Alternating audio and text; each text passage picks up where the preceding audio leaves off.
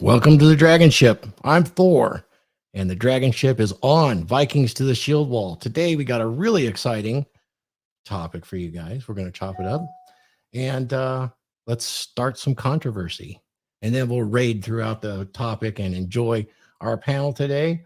Today is marriage is not an equal partnership. That's right. You heard me right. It's not a partnership. In no way, shape, or form does Red Pill Thor and many others believe that marriage is an equal partnership. It's a funny thing. Marriage was always known as a covenant between a man and a wife across religions, across time.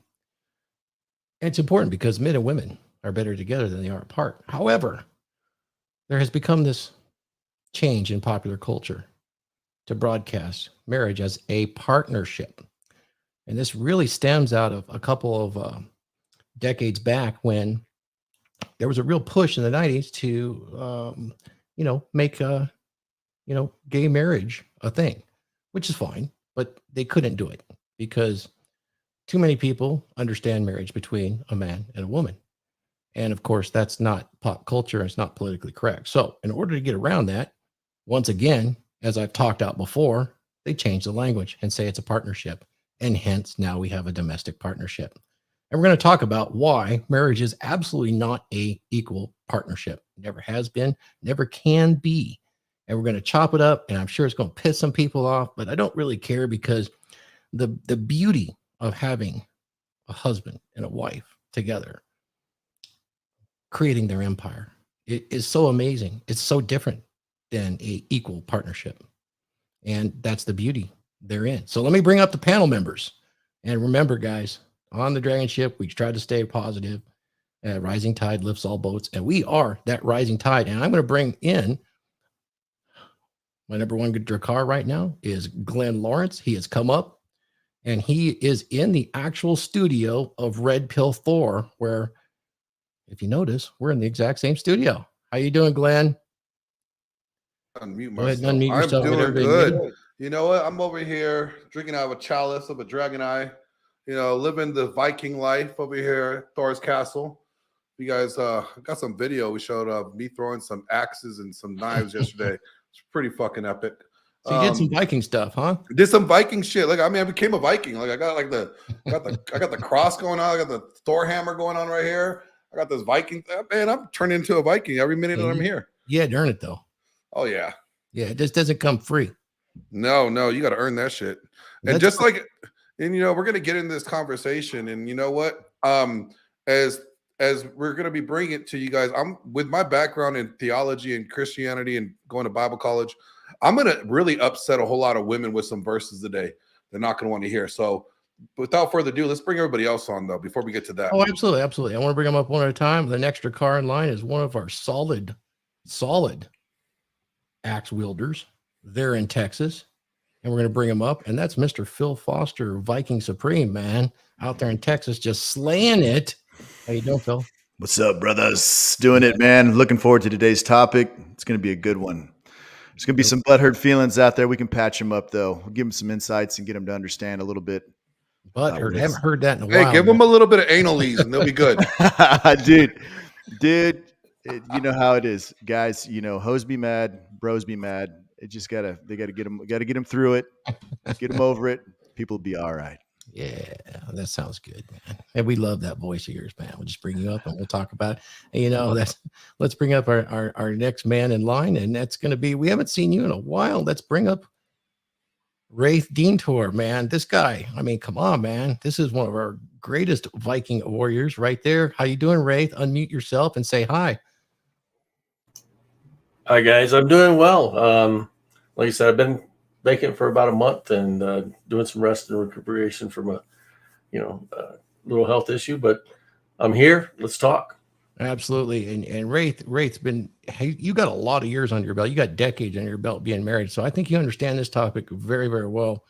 And we're honored to have you on the DragonShip. And another solid Viking to add with immense wisdom and inspiration we're going to bring up. And that's our good buddy, Mark Daniels from Mark's Inspiration. How are you, Mark? I'm great. Glad to be here. You got a little bit of experience with marriage and long-term relationships and or Do you have any? You have any partnerships there? Quite a few. No partnerships. I never looked at it as a partnership. It just Yeah. seemed to work out that way for me. But hey, I'm glad to be here and chop it up today on this hot topic, and probably will piss a few people off. But hey, if it pisses you off, you need to take a look at yourself, because there's something inside of you that is a problem. Yeah, let's do it. And we're going to bring in one of our can I introduce my domestic partner? Would you like to? I think it'd be really nice. Yeah, like I want introduce everybody. your I want you guys to domestic know partner. that I have a new domestic partnership with Junior here. Yes, Without sir. further ado, Yeah, bring let's him on bring out. up my domestic partner, the Husband. Oh, hey, sweetheart. Thank you so much. I knew it. We are officially in business together, you guys. We got an LLC out for your Big Brothers podcast. So he is now my partner.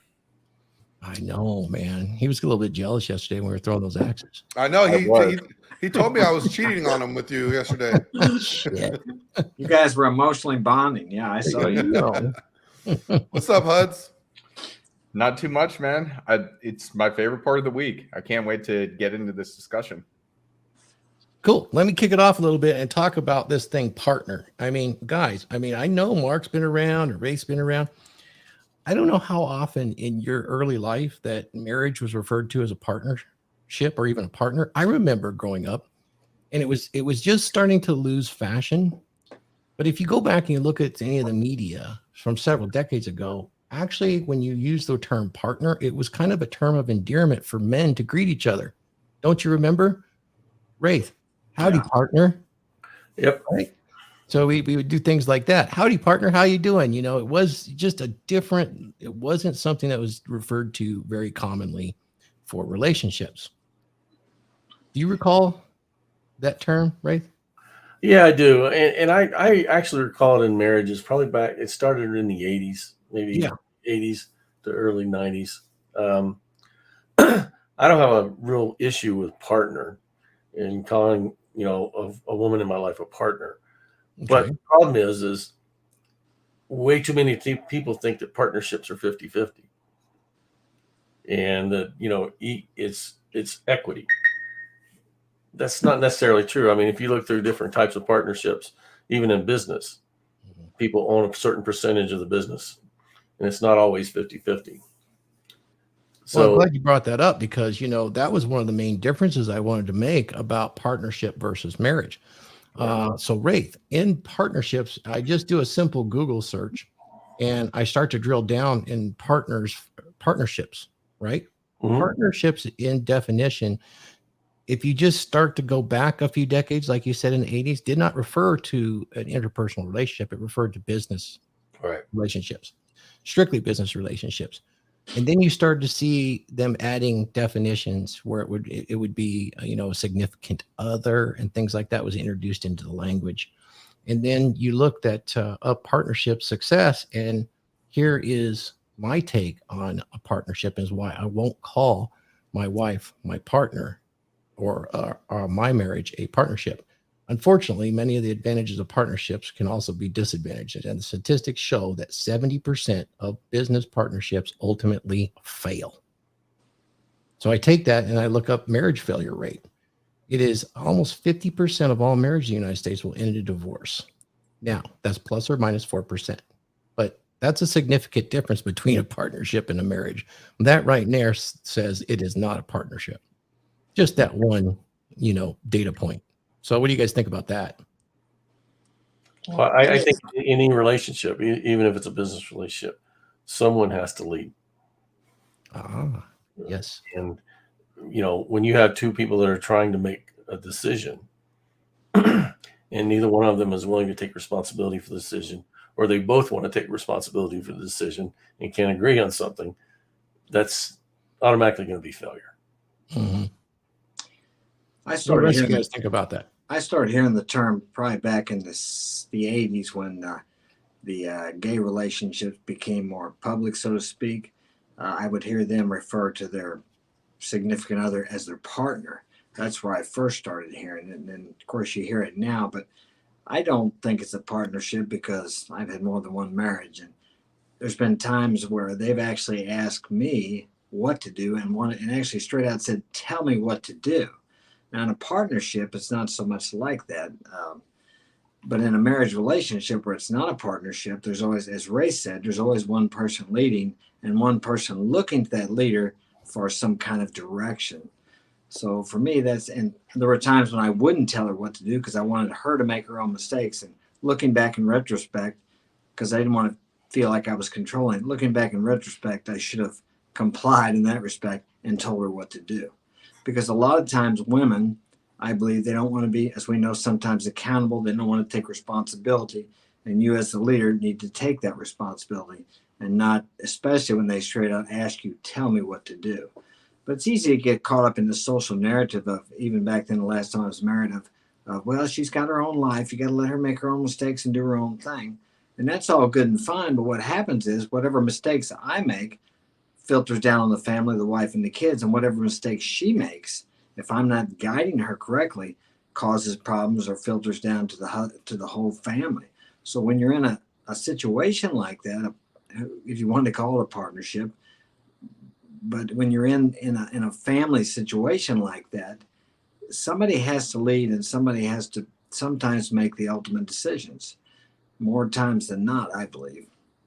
Oh, that's a really good point. You know, when I look at partnerships as it's laid out in business, do you know what the number one reason for the failure is? You guys know? What's that? Okay, so here's the number one Finance. reason. It's one Money? of the partners. One of the partners gets to the point where he feels like he's pulling all the work and the other partner's not. This happens across all partnerships. You know, the expectations that are laid out, and a lot of them will think, "Oh, I'm doing all the work, and they're doing nothing and taking all the credit." There is that factor that's out there, and you guys understand what the number one reason for the divorces are, right? In marriages. So that, if you look at it, it's no fault, but you drill into it, and it's loss of attraction. Mm. A little bit different. Now, Well, of each course, person You has know, to put out damage. the effort. Oh, yeah, go ahead, Phil. no, my apologies. Go ahead, Mark. Finish up.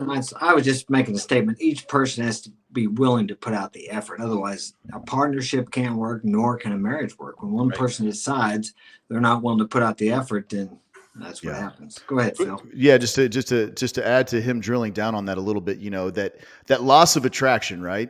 Yeah. That loss of attraction happens because the other person leaves the other person holding the bag. Yep. Yeah. You look past their faults for a time. Okay. You can look past a human being's faults for a time, but when they leave you holding the bag repeatedly and they promise change, they promise they're going to change the behavior that triggers you to be like, what the fuck? What are you doing?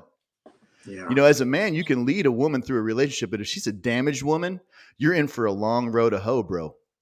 Period. Yeah. There is no way around that. Okay. So you got to really vet these women in the beginning if you're going to marry them. Okay. And see, and let me tell you something. Women can lie. And the crazy comes out later down the road. And you find yourself in a position like, well, who is this person? And so you kind of say to yourself, okay, well, I'm going to straighten this out with her. And I'm going to see if I can lead her through these troubled waters, so to speak. Okay. And hey, these are the behaviors you're displaying that I don't like and I will not tolerate or accept in my presence. I need you to change these things because I want you in my life. I want you as a complement to where I'm going in this world. But the issue is, in this day and age, most women are so strong, independent, and lied to by feminism. They think that they have it all figured out. It's no wonder that it's an epidemic of single mothers. It's no wonder that divorce is on the rise. And it's no wonder by what they say, 2030, 85% of women are going to be single. When you cannot reconcile with a human being that you're in a partnership, we'll call it marriage, what's the point? The juice is definitely not worth the squeeze then. Right. You know, so you got to understand fundamentally that we're here as a society because women have tried to grab the wheel and take over. But that's not how biology works. Men lead, women follow, period. Phil, And let you me can tee have- off on that. Sorry, Hold on. Give me one more. I'm almost done. You can be the most masculine, dedicated, bulletproof frame dude. If you have a damaged woman in your life because of her poor choices and actions in her life, you're in for a long road to hoe. I digress, Glenn. Go. No, I want to tee off on what you said. Like, You said like women trying to grab the wheel and try to take the wheel. I don't think it's not necessarily always that. I think a lot of the times is men are sitting in the passenger seat. We have a generation of men that rather sit in the passenger seat and not play their position. And okay, so and I wanted you to throw that video up of that woman, Phil. Blonde or brunette? The blonde. Let's get there in a second. I just want to make sure everybody had their piece on equal partnership. You know, let's get your thoughts on why it's not an equal partnership, and then we'll get that viewpoint from the girl, what her thoughts are, and then we'll juxtapose it with the other video, right? The reason why it's not equal partnership from the beginning of time, if you want to go biblical, I'll go biblical on you. In the beginning of time, God made Adam first. God gave him the authority over everything on the earth. That means animals, plants. He named all this shit. And then when God said, you know, he should not be alone, he needs a helper, not a partner. He needs a helper. That's what the scripture says. I'll pull it up here in 2 Genesis 2:18. It says, the Lord said it's not good for a man to be alone. I will make him a helper suitable for him. Nowhere does it say a equal partner, a helpmate. All right. So just from that alone, it shows you there's a hierarchy, that this relationship between men and women is not equal. It's not equal. So no, there is no such thing as an equal partnership. And any guy that gets into a relationship that calls himself an equal partnership, they're setting up the relationship for failure. You are going in with losing as the goal. And it's set up that way, Glenn. It's set up that way based on biology. Mm-hmm. You know, when you realize that us males, I mean, we're built and bred for combat.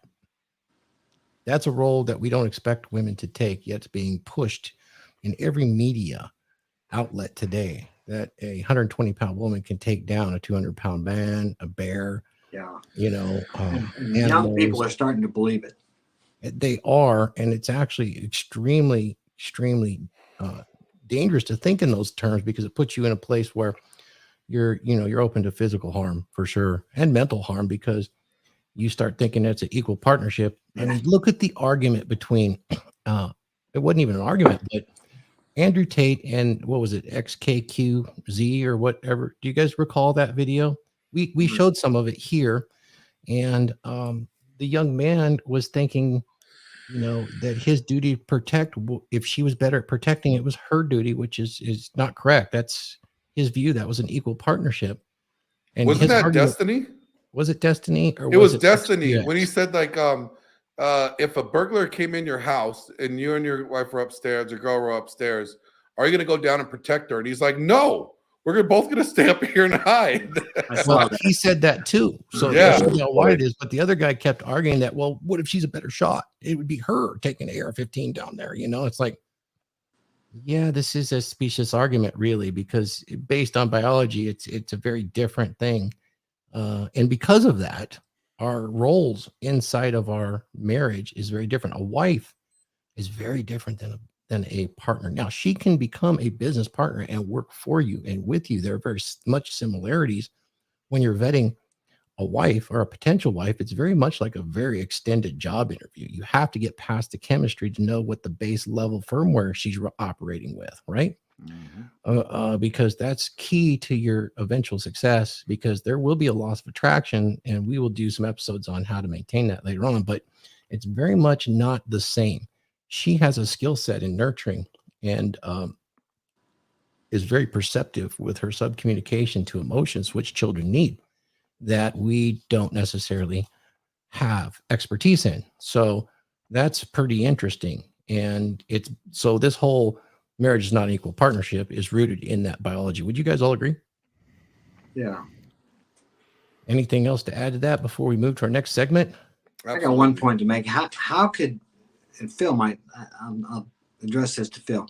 How could a woman maintain attraction for a guy who's going to say if the burglar breaks in, that he's not going to go down and they're both going to stay up there and hide? I don't think that's possible. How could she feel secure and safe with a guy like that? Yeah, exactly. 100%. Like women, they want to be sheltered, shielded, and protected, period. If you're a friggin' wuss, I don't care if you're out in public and someone checks you publicly. You need to step to that, man, especially if your woman's watch. She's going to immediately lose that. You know, you need to be capable of violence. It doesn't mean you walk around with a chip Right. on your shoulder, though, right? If someone comes in my house, if someone comes in my home, she wouldn't even be aware until I say call 911. Well, anywhere you go, Phil, really, Yeah. it becomes jeopardized. But I'm just addressing Mark and what he was Yeah. talking about, you know, about coming into the home. You know what I mean? When I came back into the room, I'd say, call 911. But don't you think there's an illusion? I mean, when they talk about that, a woman standing with a guy that speaks like that, I believe she's under an illusion that she actually thinks that she is as capable as him and they are equal. But when the shit hits the fan, and then she'll realize that, hey, this is not reality. If it ever does hit the fan. I don't think a woman is in the illusion of that by any means. I think she's questioning, you know, whether or not she should leave now or sooner. I think it's a woman. You don't think she believes that? You don't think no, she believes I think she wants to believe it, but Yeah. deep down inside, she knows she's not capable. I think deep down inside, I think you're right, but she wants to project to their friends in the outer world that she strong, is capable. independent. Yeah. Well, yeah, that's the whole thing, right? You know, and you know, for generations, like guys, we were toting this thing too. I mean, we have music. There's songs called Miss Independent. Yeah. Like men were toting this around. We want a Miss Independent woman. She had her own things. You know, she got her own bag. She has her own purse. She could come out of pocket. Like there's R&B songs where people are singing this, like this is what they want. So then women, that only reinforced women that I need to be the strong, independent woman. Like I need to have this, I don't need a man attitude, because that's what men want. And that's, you know, that's furthest thing from the truth. They're setting women up for failure. And guys, we have to look at ourselves and ask ourselves, when did we start doing that? When did we start setting women up for failure? Because we co-signed for generations this independent woman thing that women could do anything equal as a man. Like when I saw, like when women were getting into combat, I was like, this is the biggest mistake we're doing in our military. The biggest mistake. We're setting ourselves up for failure here. Well, Glenn, I think that I kind of chuckle because I think you say, when did men do this and when did we accept it? Well, I think we kind of got googly eyes when hormonal birth control got out there and we went, oh, poon for everybody, let's go. And it was a trap. Gentlemen, it's a trap. I think it started in the 60s with the women's lib push and movement. I remember the songs, you got your own cigarette now, baby, you've come a long way to get to where you've got to today. That was the Virginia Slims. Yeah. Mark Daniels with that esoteric knowledge right there. Exactly. Actually, it started before that, guys. It started in the 40s and the 50s. Did it? During the war, women had to go in and start working because men were out fighting. It's true. That's when it really started. And then after the men came back, they wanted to create time for women. So that's when we started, building dishwashers and washing machines that don't have to do anything with other clothes in it. As we tried to make their lives more comfortable, we started giving them time to think about the other things they could be doing with time. Yeah. And in reality, men were creating that comfort for women because they wanted to protect and allow that woman to not be stressed and to spend more time with their children and stuff like that. They took the time that we were trying to develop for spending more time with the family and children, and they decided they want to go to work. Yeah, absolutely. And there was definitely a large social push there. But roles when it comes to marriage and what they're saying an equal partnership is, it's definitely different. I mean, for me, I've witnessed it when, the toilet backs up. Does the woman want to go fix that? Does she want to go dig up the sewer? Great point. Or do you want to take out the trash? Or maybe how about folding the laundry? I don't know about you guys, but I'm banned from doing laundry. So I hate folding. I haven't done my own laundry in 2 years. well, I mean, but it's interesting because when we get into these videos, you'll see that the roles that they're being asked to be fulfilled based on the fact that they're both bringing in income is kind of strange because it's never ever been an issue when attraction is fully in place for the woman to the man and the man is doing his burden of performance, it is never even an issue. Now, we're not talking about basic human decency needs. Like, I mean, if you're a human being, you take care of your shit. When you can take care of your shit, you take care of your shit. You know, if it means picking up your clothes, then do it. I mean, everybody brushes their teeth, I would hope, right? If you got a marriage like that, you got bigger problems. You know, if you got a guy that's sitting on the couch that's a video game enthusiast, and it's gone beyond enthusiasm, where he's got Cheeto crumbs in his neck beard and he's not washing himself, and you're complaining that he's not pulling his fair share, you essentially have an addict on your hands. And that is always a problem. That's not what we're talking about right now, right? So yeah, Mrs. PD Foster. I mean, it's an amazing thing, and I bet it makes you feel very proud and good when he puts his clothes on and he goes, "Yeah, this is nice, you know, thank you." I mean, a solid man appreciates what a woman's role comes in, and part of her role is, you know, she makes a home a home. He Right. provides the framework and she fills it out, and it's pretty damn amazing, I'll tell you. I mean, Glenn, you've seen the home. That's all her. She decorates. None of that really matters to me. My skill set is in a different area. And her biggest concern, you know, when people come over is that, you know, it's nice, it's done. She's showing her part that she is actually, you know, she's an extension of me. And her, you know, and so it's an amazing thing to see when the roles are done properly. It's definitely not equal. I mean, I would never think that some of the things that I built and I've done. Well, I'll give you an example. I dug my own water well. If she was an equal partner, she would have been out there. She was out there supporting me. But she couldn't do all the hard work. We dug trenches, we did mud. And I'll tell you this, she's not built for it. It was really difficult. You know, I had my son helping me, and we just did what we were good at. What we were good at, we just fulfilled our roles, you know. And I think that's the difference here. And you'll hear these ladies talking, or this lady talking with Phil's video, that I think illustrates the point perfectly. Let me bring up our other panel member real quick and just say hi. I know he's joining us early in the morning from Tokyo. We appreciate Laurent every time. Laurent has experience. He's been in a long-term marriage, and here we go. Laurent, you're up into the stream. Welcome. Good morning, gentlemen, or good evening, I should say. Thank you. So, guys, let's talk about this. You know, we know that biblically it was meant to be, it said that man, you know, needed a helper, a helpmeet, I think, in the King James Bible. So help mate. In the King James, it says help meet. So it's kind of an interesting juxtaposition, helpmate, helper. So he creates this woman, right? So that's an interesting take religiously, and Glenn being a religious expert. And those roles get defined in the Bible, do they not, Glenn?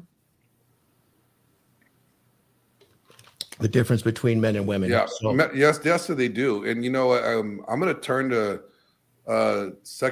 First Timothy 2, verse. I'm going to start at verse 12 here.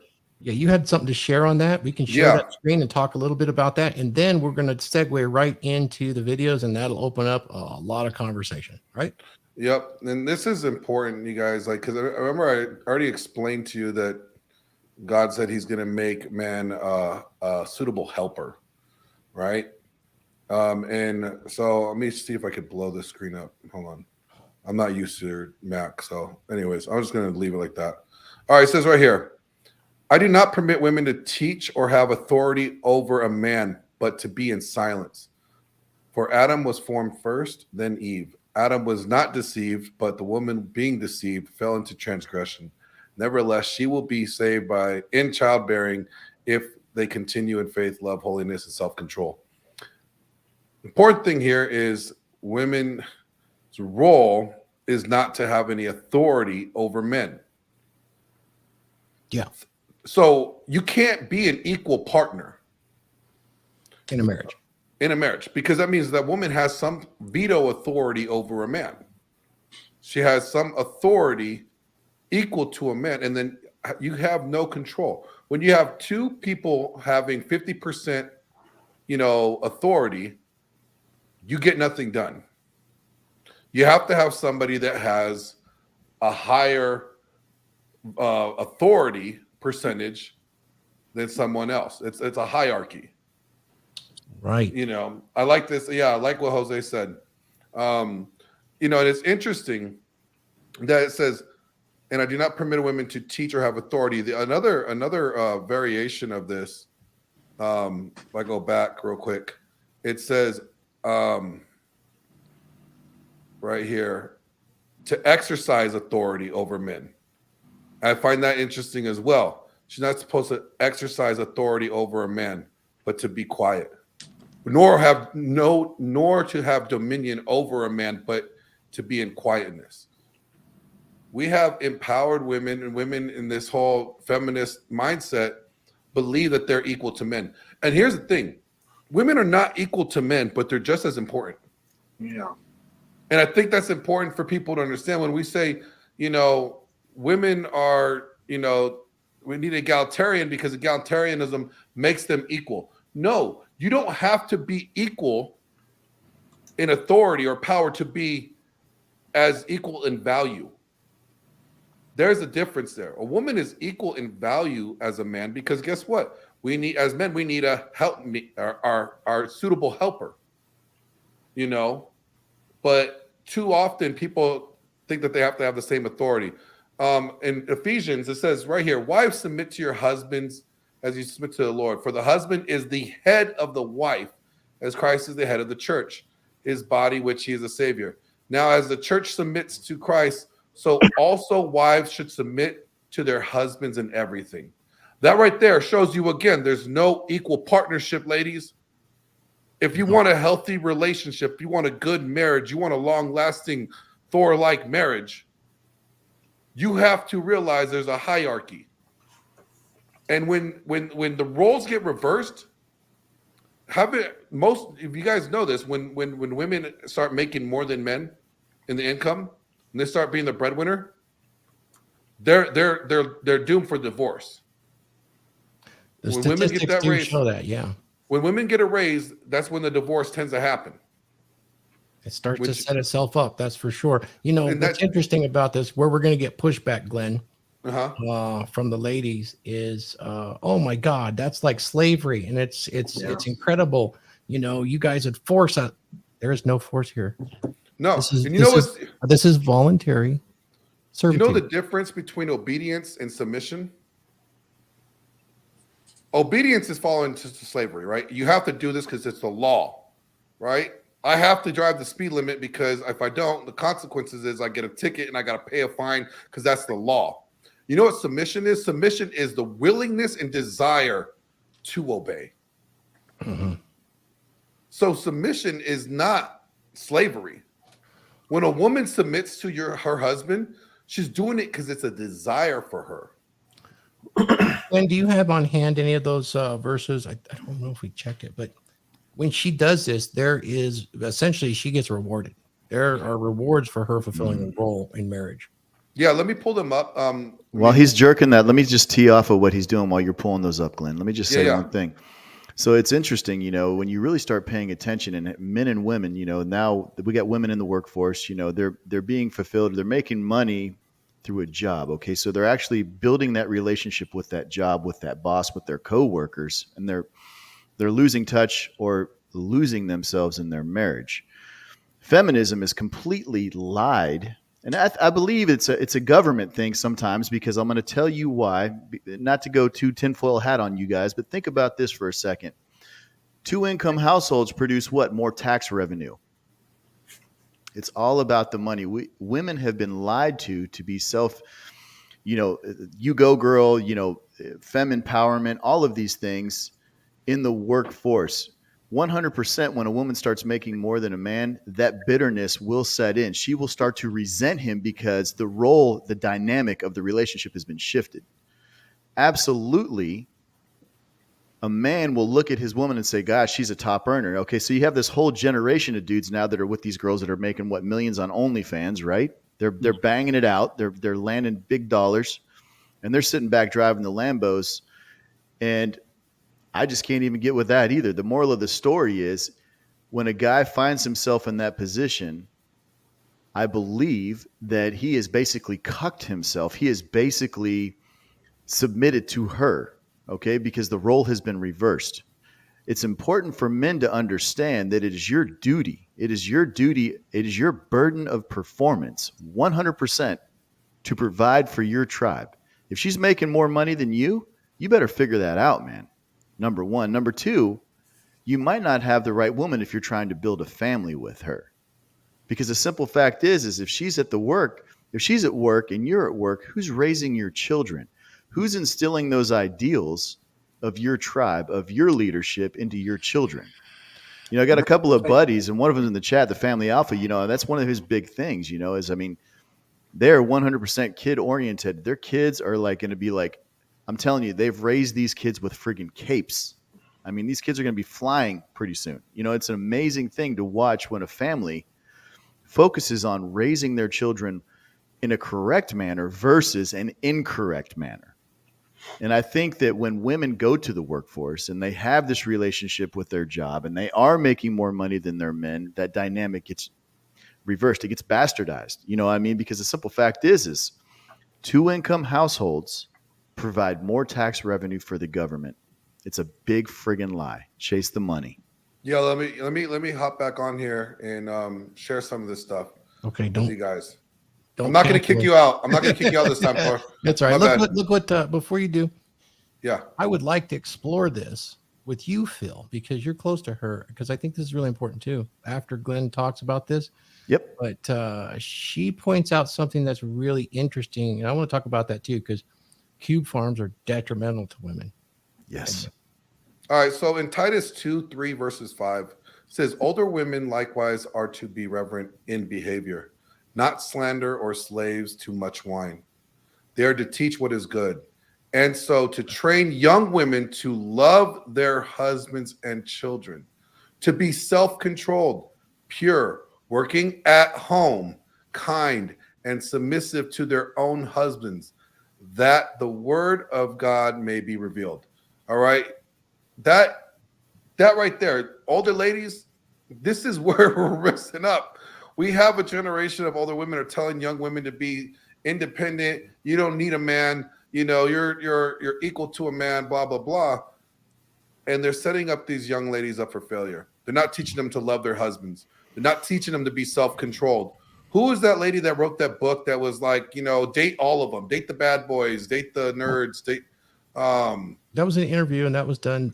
That was the chick from Facebook, right? The CEO of Facebook, Sheryl Sandberg. That was Sheryl Sandberg. Yeah. So her alone, she is misleading women. She's sending women down the wrong path. Let me read some more here real quick. Here's Proverbs. This is what a good woman's supposed to be like. She opens her mouth with wisdom, and the teaching of kindness is on her tongue.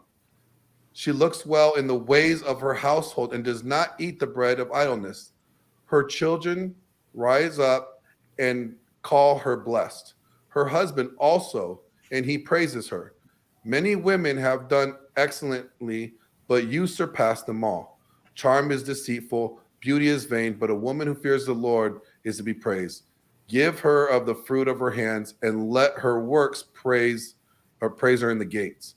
And one more to finish off with for you guys is this. Oh, that's the same one, isn't it? No, here we go.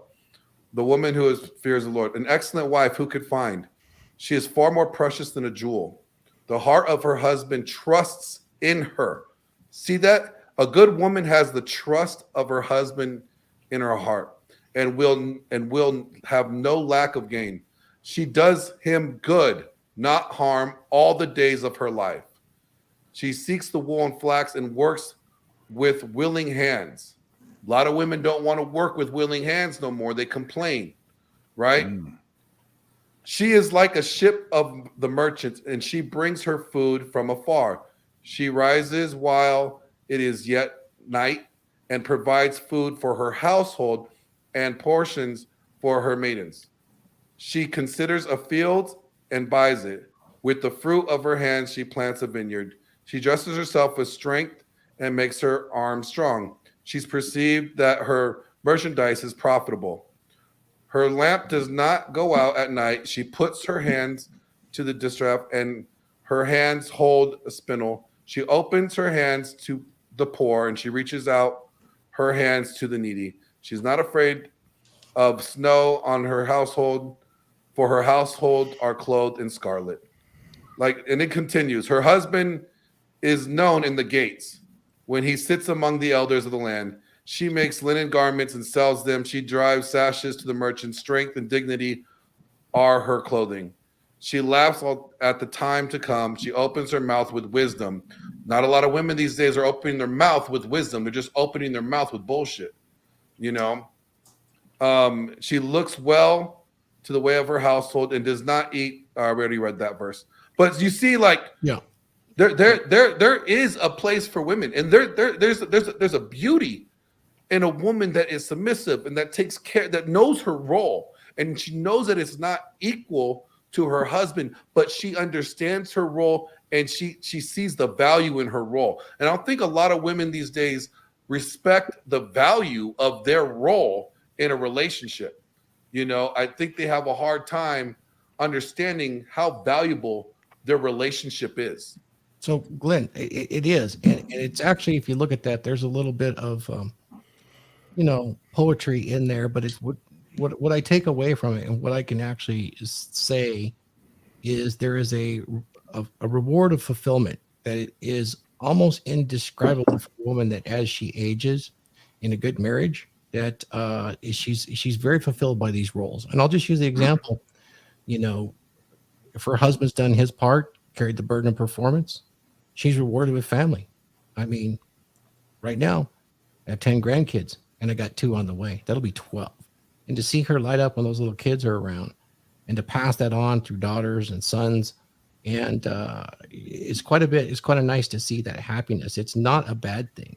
And I have to actually kind of feel sorry for the women that have followed the Sheryl Sandberg plan, because what you're really doing is you're going to these cube farms, which we talked about earlier. And oh, by the way, as Zach from the Family Alpha, if he wants to come on, have Phil drop a link. We'd love to hear from you, brother. Thanks for the chats. But those cube farms strip her of a lot of time and energy that she would be able to put into the relationship and her home, which is really, really interesting. Society's really pressured the 2-income family for sure. But there's a lot of benefit when the woman is putting her energy and effort and creativity into the home with her man. But what they do is they end up having this corporation that becomes a pseudo husband. She spends more time with other men. You ever wonder why cheating is so rampant in the workforce? It really is. I mean, it doesn't take a rocket scientist. You can look up stats, but you don't really need to. Just go to work. You'll see. You spend more time with your work husband than you do with your real husband. So because ask you, the government's become the daddy. Oh, so with that, let me ask you a question. Yeah. Okay. Why? And I've been reading Coco's stuff here. Why do you think feminism has been successful? Put her stuff up. Why do I think feminism has been successful? Right. I think feminism has been successful because men find a way to cop out. In a way, like, oh, I don't got to do all this work. She could do some of it too. And you know what? And I'll still run things. But then as time persisted, they're like, well, wait a minute. If I'm pulling the same amount of work as you are, then aren't we equal? Because that's how businesses are. If we're both pulling our equal share, then we're both equal, right? Yeah, I'm thinking a little bit more deep than that. Okay. If women embrace feminism, and they also have to embrace consumerism. Right. Okay. Consumerism drives, if you look at men and men burden of performance, consumerism drives the burden of performance higher. Coco asked, right now we have to have two job families. No, we don't. What we have to do is start living within the means. Yeah, That's correct. that's it right there. If we start living within the means and quit worrying about having the Coco Chanel purses or whatever the hell else women think they need, and men are just as bad. I mean, they have to, by driving consumerism, you basically do away with, in essence, individuality and individual choice. How do you do away with individuality? Is it individuality if you're all wearing Calvin Klein jeans? No, it's not. because consumerism drives the product choice. The product choice drives how much men have to make in order to attract women. And then when they can't do that, women go out and they try to make it on their own. And how are they doing that? They're using their sexuality to drive that consumerism for themselves. Oh, absolutely. That's their only agency, really. Right. So why is feminism so successful? Because we've allowed them to tell us that having things are more important than having relationships. It comes down just to that right there. Yeah. Yeah, if the women are following our lead, they're following the lead of men's materialism, which we've seen grow over the years to tremendous heights, really. Right. But men are doing that because they want to have availability to women. Yeah. It's a vicious circle, isn't it? Right. It really is. It really is. And the roles are so important, but even within those roles, we are driven for consumerism. It affects every one of us. That's for sure. Did you want to add one more thing, Laura, before we get into the roles specifically with our videos? Yeah, the rise of feminism, two things. There's a fantastic book called Subverted. Subverted was written about a lady who was this is a lady, she witnessed the rise of feminism. There's this magazine called Vogue, and back in the 70s, they were writing articles, like propaganda articles, where they told women, oh, you can have it all. You can postpone because it was very much an advertisement driven movement where, wait a minute, if women get married, they will fall out of the workforce. Then no more Chanel, no more L'Oreal, no more all these products. So they say, okay, you can have it all. You can delay your marriage. You can have you can stay longer working. You can have a career, and you can be a housewife, and you can have sex with as many people as you can. So it was very much driven by consumerism, and there's also another factor where the common denominator with all this is, well, you're a victim. And this is how they inserted the victim mentality. Like, no matter what, there's a common denominator. You blame the dude. So wait a minute. I can consume more. I can do all this. And it was very much propaganda. The book Subverted is absolutely fascinating to read, like the rise of feminism, and also describing like how they sided with because originally, like, the sexual revolution and feminism were antagonistic, and they got married together because of abortion. So I highly recommend you read that book, and it'll show a very crude light on the Say lies the that book feminism again. is in. Subverted. Subverted. Interesting. Thanks, Lauren. We appreciate you that. Now, I'm going to take us to the next segment, which I think will be really interesting. What we're talking about all along here with the difference between why it's not an equal partnership, we're really talking about roles. We're talking about why the roles are different, how they're perceived differently, and why are the roles being shamed? We've got a lot of shaming language we're going to listen to here right now, but there might be a fundamental misunderstanding of the roles between a man and a wife. I think that's been just completely destroyed on purpose in our media through modern feminism because it's salacious. It keeps people in consumerism, all those sort of things. I'm going to pass it off to Phil Foster and Dr. Philip on you. Yes. Yeah. And his Are you words. laughing at my private chat messages, Phil? Yes, sir. Yes, sir. Yes, sir. Yes, sir. So you want me to go ahead and dig in? Which one do you want? Do you want the blonde or brunette first, Thor? It doesn't really matter. Let's go ahead and go with Let's go to blonde. brunette first, and then the blonde, and I'll play the video of what her husband would be doing while she's complaining about everything. How about Okay, that? let me see if I can get this correct This for would be you, good. His gents. share of the domestic labor and childcaring. So if you are a woman in a relationship with a man and you find yourself regularly or semi-regularly having to have that discussion with your man about picking up his share of the household work or child caring or both, and he either says that he will take on more tasks but then never actually manages to meaningfully do that, or he just outright argues that he shouldn't have to take the slack in the household, What he is saying to you is that he believes that his time is worth more than your time. He believes that you should have to do more work than him.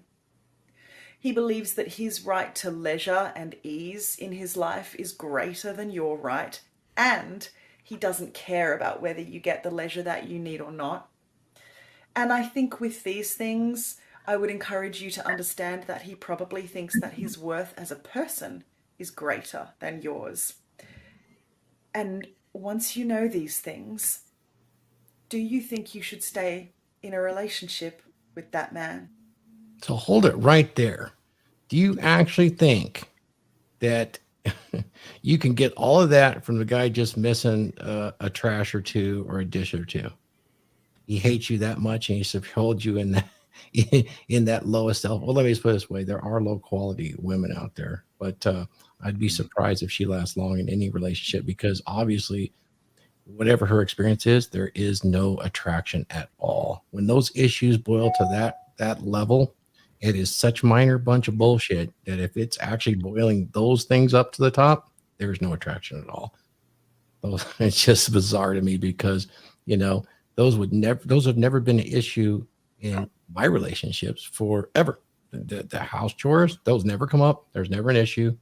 It's so bizarre. Do I make her do everything? Well, good Lord, if there's trash in the ground, I'll pick it up myself. But it's just so bizarre to even hear something like that coming from her. But continue. Yeah, it said that was the end of that one right there. Yeah. Yeah. Why So don't you throw up the other video, Thor? yeah, I can. Well, wait. I want to go after the blonde, because she really points out what she's doing, and then I'll throw up what her man might be doing while she's complaining about not doing It, even with just that clip there, like when it comes to household chores or any certain things that need to be done, like I tell my girl all the time, like if there's something that needs to be done and she doesn't want to do it, I mean I make like 3 times as much money as her. Like I tell her I'm just gonna pay somebody to do it, like if that's really what we need. So I just think it's interesting that it's like why are you complaining? It just doesn't make any sense to me. Like, why are you complaining if, like, as a man, we always have solutions? Well, I mean, what I wonder is, do they really think men think that deep about not doing chores? I mean, seriously. It's so minor. It's interesting, like real quick to pick this woman apart, in a relationship, in a marriage, partnership, whatever the hell you want to call it. If you have a woman living with you, I mean, basically this stuff is negotiated out. I mean, that's how we do it. I say, I handle the outside of the house. Sure. She takes care of the inside. That's her domain. Yep. And in doing that, I will provision and provide security for you. I have a certain expectation I like my home to be in, and I have those expectations in place because that's what I want. Okay. These are the terms of being in a relationship with me. This is what I expect of you. If you're not going to work, which is not what I want her at home, you will handle the domestic issues in our home. She does the laundry. She does the dishes. Like when we grill, I love grilling. So I like to grill the steaks. She cooks dinner. She prepares my lunch. She packs my lunch. She does all of these things intentionally because the agreement is struck. The accord is struck in our relationship. You will want or need for nothing as long as you meet my expectations and what I want in the relationship. It's real friggin' simple. The problem is most women are lazy and men do not properly vet their women. So they get in these situations with these women, i.e. the lady in the red shirt. And I saw it in the chat right here. He says right here, Danny Arnold said right here, he says, man, this brunette is safety orange sweater and is masculine looking. She also has masculine energy. Right. You're absolutely correct, Thor, when you said the desire is gone. She's past the wall. She's definitely past the wall, Phil. And in addition to that, think of it this way too. If her man said, yes, I'll take care of it, and then he hired, a 24-year-old Filipina girl to come live in and start taking care of the house chores and all of those duties, I wonder how her reaction would be then. Yeah, it's amazing to me, when you start looking at things like that. I mean, here's the thing. They want their cake and they want to eat it too. Okay, I want. But see, that's the problem. Women don't want, they need. Okay? Men want, women need. And that's just how it's built. That's how we're built. So the thing is Mhm. I don't think necessarily that his value is greater than hers. I think together they can build something together, but she's already checked out of the relationship. Yeah, she is. She's gone. She's dried. She's gone. She's passed. She's done hit the wall. It's over. You guys want to go to the blonde? Yeah, she's going to find out something really interesting when she's by herself. Guess what? Chores still have to get done by her. Oh man, that strong, independent woman. Exactly. She can do it. She can do it all herself, man. She's strong and independent, bro. Yeah. That's the piece that they always miss. It's like, all right, so if we're not in this relationship anymore, now you still have to do it. Now you're cutting the grass. And you have to do actually more. Yeah. Yeah. Yeah, let's go to the blonde and then let's juxtapose it with what her man might be doing. Yes, sir. While she's at home. Here we go. Let me see if I can- Welcome to 2022. I hate it here, where women are expected to pay half the bills, half the rent, and be masculine and feminine at the same fucking time. When your husband gets home from his long day of work, he gets to play scratch and sniff with his ball sack. But you have to cook and clean and do laundry and take care of the house and also be a porn star and also go work out. Real quick, her voice is so frigging grating. Cause if you don't work out, he'll leave you for a younger bitch and he will pay that bitch's bills. It just doesn't make sense out here. Okay, so she's at home. She's making the video. Right, Phil? Yes, So sir. let me go ahead and share what maybe your husband's doing something like this. Maybe something like this would be kind of interesting, huh? Let's take a look at what he might be doing.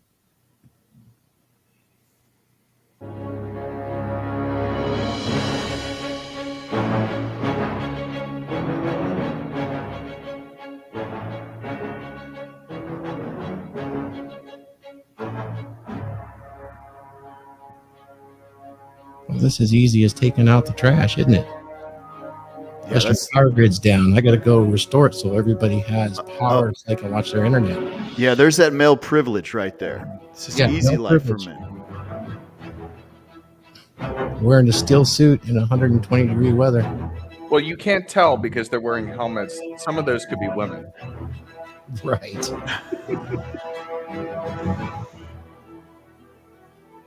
Oh, yeah. Hanging from a helicopter. No problem. I can fold that laundry gear when I get home. Yeah.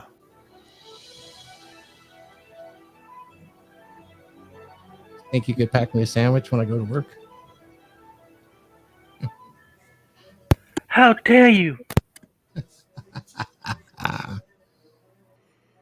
Now, here's the shit right here.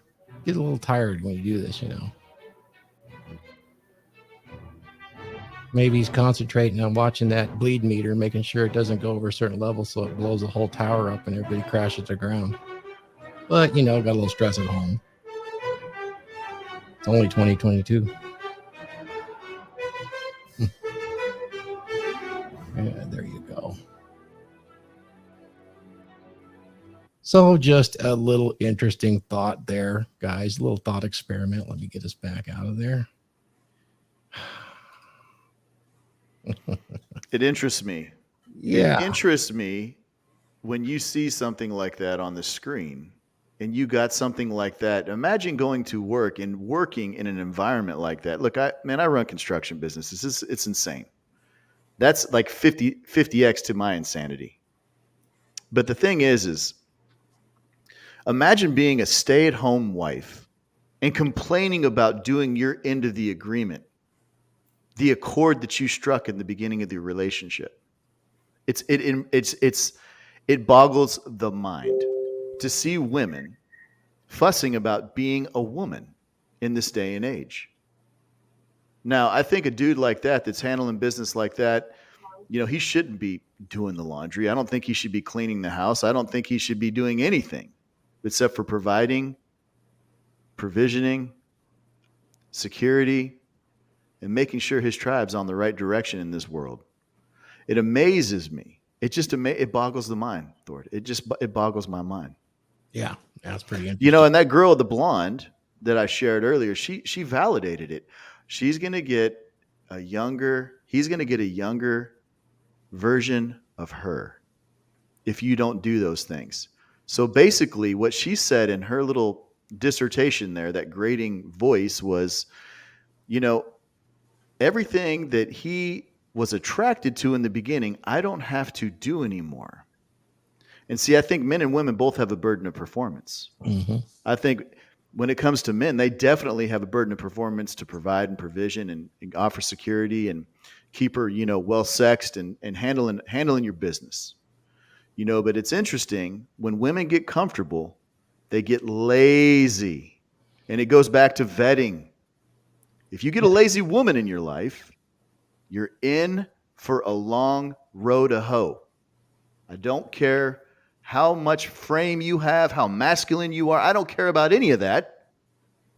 You're in for a long road to hoe.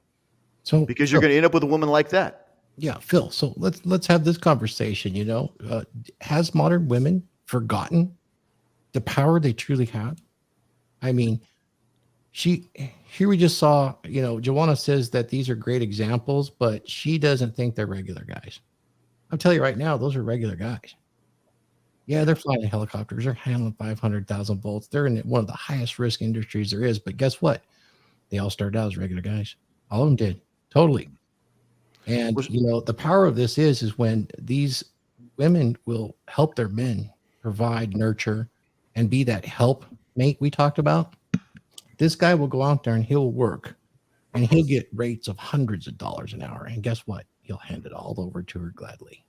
Yep. And it will be his joy to bless her with what she wants: a good home, good cars, good social circle. She'll even get him Julio the pool boy to clean the pool, which is a mistake. But that's what the guy will do. He'll just feed her everything she needs until she will never have enough. But that is the power of femininity. When she's fully supportive of his man, he can conquer the world. All he's not as regular. Yeah, like Joanna right here. She said, what about the pencil pushers, project managers, and office middle managed guys? It doesn't matter if he's doing a labor intensive job or he's in an office setting. Well, this doesn't matter. This is really interesting, Phil, because this is the issue. 80% of men are invisible. Unless they're doing something spectacular like I just showed, they're invisible. Well, even those guys are invisible to most women because they're not driving Lamborghinis. They're not out there living in the bars every night. Mm-hmm. You know yourself, after you work a good 14-hour day, the last thing you want to do is go to the bar, unless it's on the way home to drink one beer before you go to bed. Maybe, right. Could this be a result of social conditioning through social media, raising her expectation of what is a regular guy? Yeah. I guess it's just the four of us, and that's perfect, you know. And you know, but here's the thing: I wanted to say something real quick. You know, while it's just the four of us, you know, it's interesting to me when you think about it like this: hoes chase shiny things. Men have figured out that the hoes love that, man. They love the Lambos. They love the extravagant lifestyles. right. Okay, a woman that's got some value about her does not care. I was talking to a girl yesterday, and literally her man had failed her, but she told me, she goes, if he wouldn't have failed me, I would have followed him to the ends of the earth. He just had some character flaws and failed her. The moral of the story is this: women that have some sort of value about them, that aren't hoes, that aren't chasing those glittery, shiny little objects out there that are used to get their attention, will definitely 100% follow a man to the ends of the earth. It doesn't matter. It doesn't matter what you have. I think that's a really good point. Like, I have to say, like with my girl, like she doesn't expect the flashy things. And she's very content with basically just the relationship and what we have. And that is rare nowadays, but that is the quality type of woman that you want to have in your life. Mm-hmm. Well, you're talking about the top 20% of women. Okay. It's Fair. The reality of it is the top 20% of the men are those guys that go out and really earn or have basically frame and stuff so that women are attracted to them. And the top 20% of women that most of those men are looking for are the women that Phil described and you're experiencing. Okay. And those top 20% of the women, they're looked down upon by the other 80% of the women You have the same thing going on with women that you have with men. It's just the opposite.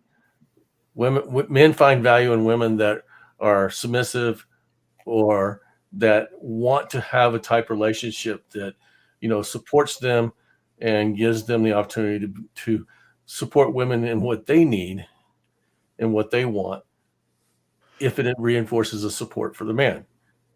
Women want the guy that can provide everything that they could ever dream of. I mean, those are small numbers on both sides. Yeah. I see. For the second clip, there was a familiar trope for me. The lady basically counted points. All right, so I do the laundry, I do the cooking, I do the cleaning, I do this, I do the laundry, 1 point. I do the cooking, 1 point. I do this, 1 point. Okay, he goes to work. He goes with those 20,000 volt, 1 point for him. Brownie All of point a sudden, system, she has huh? got Laurent, the brownie point system? exactly the man, and this is a familiar trope that I see here in Japan. Well, I do this, I take care of the kids, this, that, and the other, and he goes to work. He spends 14 hours a day at work, but that's 1 point for him, no matter what. The problem with the brownie point system is, though, don't you? I'm sorry. So the problem with the brownie points is you do one thing and you get a brownie point, and they do another thing, you get a brownie point. All it takes is one fuck up, and you lose all the brownie points. Exactly. And she's got all these brownie points for all those small things. I mean, again, it goes to the nature of work and to the duration of work. If both spouses work the same amount of time and they're in very stressful jobs, well, first of all, the kids suffer. But in this case, well, there should be I believe that chores should be shared to a certain extent. I mean, it doesn't take much to take out the garbage and to clean the dishes. But at the same time, I mean, if one person doesn't work that much, and this is something that I see all the time, like Japanese wives are very resentful of their husband because they take care of everything, and they believe that they're not validated enough, which, granted, is probably true to a certain extent. Whereas meanwhile, all he does is go to work. Mm-hmm. Well, the guys when they spend 14 hours a day, when they leave at 7 and they come back at midnight, cut him some slack. Yeah, for sure. Hey, I want to acknowledge Joanna, and she's actually right. I mean, I thank her for this comment because the video I showed of the men who might be at work, this is kind of when you do construction work. I mean, how many of your women really know what you do when you go to work and would appreciate what you do? You are invisible when you're out there performing and doing the burden of performance. And I take it right back. The reason that this is the default with women is because of their nature. And it's the nature of hypergamy, really. And this is why it is said that women wait. They don't care about your struggles. They wait at the finish line for the winners. And it really fits into that because nobody sees those guys. Nobody sees the trash truck drivers that's making $150K a year, because they do in certain areas, because it's dangerous. Or they don't see the crab fishermen, or they don't see the loggers, the guys that go out on the oil rigs that spend a month out there to provide for their family and then come home. They miss it because, they feel stuck. They got to do this to provide. And they're basically like men of old. They're out on that hunting party for weeks to bring home that, wild boar. So, yeah, they don't know the struggles. They don't care about the struggles. And I don't need them to, really. But it is interesting that the blonde lady would be so bent out of shape. I'm curious where it came from. And not only to be bent out of shape, but some of the women we've talked to, it's like, why would you even broadcast that on a video? It's so minor, But it's not that. This has actually been talked about on major media too. And what do they call it? Chore play, right? Wasn't that popular for a while? A lot of the relationship experts came up with the term chore play. Yeah. Emotional Honey, labor. if you do the dishes, then we can have sex. Yeah. And on to the next. That makes it an equal partnership. That's the very next thing that comes out of their mouth, right? Is as soon as let's do chore play, that makes it equal. I don't think so. Let's just do foreplay. Skip the chore play. It's interesting to me, though, the moral of the story is this, man. Dudes are stuck in situations with women like this. There's like 3.9 billion people, like women. Is that, I don't know the exact number, but there's plenty of women out there that will follow your lead. Why would you go to a job and work your tail off all day long, pull up in front of your house and sit in your car and look at your home and go, geez, I got to go in here and deal with this braying donkey. Get out of your car, get your lunchbox, get your friggin' briefcase if you work in an office or wherever you work, walk in the door and deal with a donkey. Why would you do that? Why would you put yourself through that? Self-respect. No Yeah, self-respect. there it is right there, 100%. You know, the thing is, man, your peace is that, and your time are the two biggest commodities as a man. I don't care what you say. If you're living a life like that, you need to take a hard look. You need to sit your woman down and say, hey, you know, I'm not into this situation anymore. I'm not going to negotiate with a terrorist. This is the woman I fell in love with. If you love her, this is the woman I was attracted to when I started dating you. Where is she? You're 40 pounds overweight. You aren't pulling your end of the stick. Now, I understand the burden of performance is on me, sweetheart. But I have expectations. And requirements. And it's on to the next, gentleman. It literally is. Yeah, it needs to be. And that's the issue, is that we don't put those boundaries in place, those rules and requirements. Yeah. And I want to get into that in the future. We'll come up with a topic. We will talk about the tools that men have at their disposal. There's 4 primary ones we could talk about just briefly to mention them. And that's your time, your attention, your affection, and your presence. Very effective in bringing those expectations back into line, not only for yourself, but as a couple to strengthen things. So it's not that you have to have a knockdown, drag out argument. You can just sail that ship in that direction, and it's going in that direction. Climb aboard. Here's the benefits. You know, it's a golden sunset if you get on board and go, but it is a journey. You know, if you want to get there fast, go alone. If you want to get there, you know, and stay there, go together. So interesting. I did want to, we got Joanna commenting here. Let's get this is interesting. Joanna, we appreciate your comments for sure, man. She wants to talk about the majority of men, the ones who work 8 hours a day and come home. These men can't afford to have a wife at home without her income. So don't have a wife. That's my answer. Level up. Well, that's not true either. I mean, it's based on the perception of what a woman thinks that she deserves in her life. Oh, good one. Yeah. All right. I mean, there are poor people all over the world that are married, have kids, and are happy, and they sustain life. No problems. Yeah. Right. That is the majority of marriages around the world, by the way. Right. It is. And, you know, are there unreasonable expectations? I don't know Joanna personally, but are there unreasonable expectations about the life you want? And look at it this way. So a guy works 8 to 9 hours a day, comes home, he can't afford a wife, okay, because he can't spend 12 hours a day at work because he has to take care of his own personal needs. If a wife comes into the picture and takes care of that for him, that gives him extra time to work the side hustle and stuff like that. Yeah, that's where she's advocating.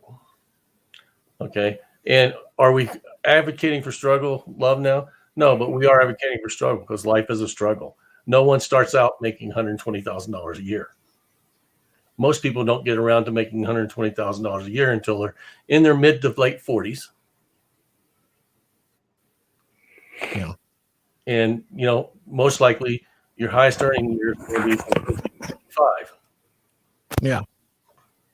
So either date older men or understand in any new relationship, in any young relationship, you're going to go through those struggles. The problem is most women aren't willing to go through those struggles. And at the point where it becomes too hard for them, they leave that relationship. Right.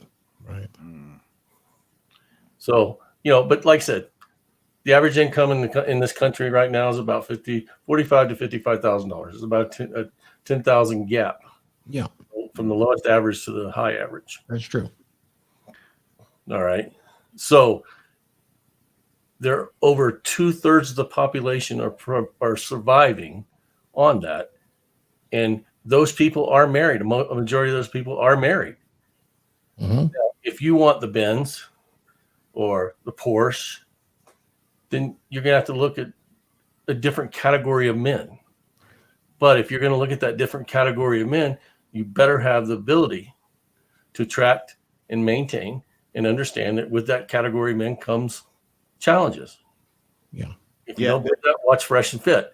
And this whole culture that we live in has been driving for this, for women to be in the workforce as 2 family income, and oh, woe is me, but it's actually broadcast that way. It is glorified to be 2 family income. You can look at who is graduating from colleges for the last 15 years. It's more women than men. And because, the reality is that women entering the workforce is a taxpayer. She's a consumer. Women are in control of nearly 2/3 of all consumer spending. This is a big part of corporations will not ignore this. And their arm is the propaganda of the media. And they will broadcast and tell you it is absolutely normal for men and women to have 2 incomes at the expense of their children. It just is. And what Wraith brings up, and I'm sure Lauren knows this, having been an international traveler and businessman, there are many families that the woman's job is, she is very happy to be supportive of him, and he's out there hustling, making the money so that they have a family and they can enjoy that family life. In fact, many of them do that because they know in their old age, their family's all they'll have left. There is no Social Security. There is no government. There's none of those things. And it's been like that for time immemorial.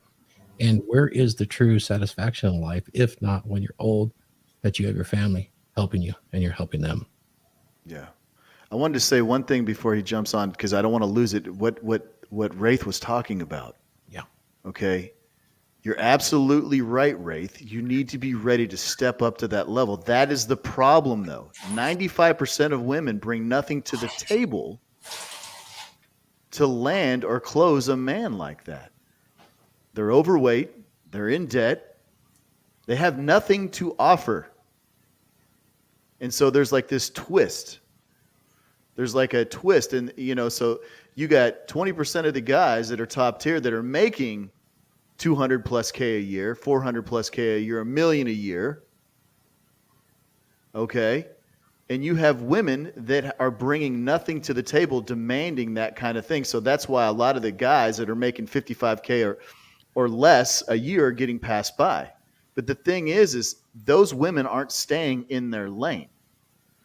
I really believe that a good woman, she may only be a 5 and not bring anything to the table, but she'll have some value there and have a great life with a guy that doesn't make a whole lot of money. Yeah. You see what I'm saying? I think that is a fundamental issue in why there's a lot of dudes that aren't having sex anymore, because they're in that 80% category.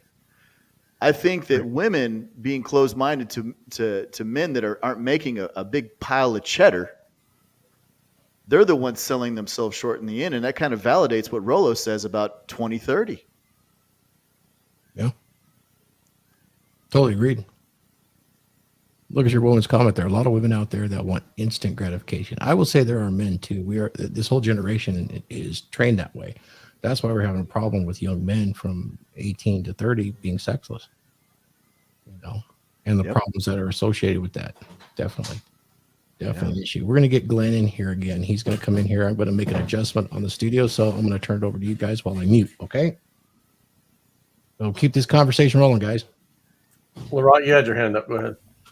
So this is the time for a little bit of math. You ready? So I will echo what Phil said. All right. So this is my contribution to tonight. All right. I guess we can all agree that the primal need of women is safety, right? They want to feel safe. So that's built in, right? All right. Now it's time to do a little bit of math statistics behind it. So we know that 80% of divorces are initiated by women, right? Now, if they want safety, how come they initiate divorce so much? Well, it's not very difficult. There's something in statistics called gain expectancy, which is actually trading hedge. That's my job. Like I work in finance, so trading hedge is very important. And gain expectancy, how is it calculated? It says usually how often you win times how much you win minus how often you lose times how much you lose on average. So far, so good, right?